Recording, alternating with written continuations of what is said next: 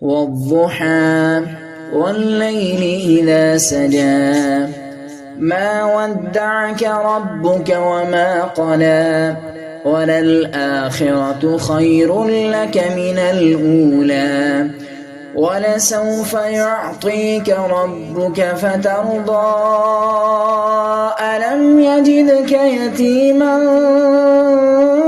فآوى ووجدك ضالا فهدى ووجدك عائلا فأغنى فأما اليتيم فلا تقهر وأما السائل فلا تنهر وأما بنعمة ربك فحدث. صدق الله العظيم.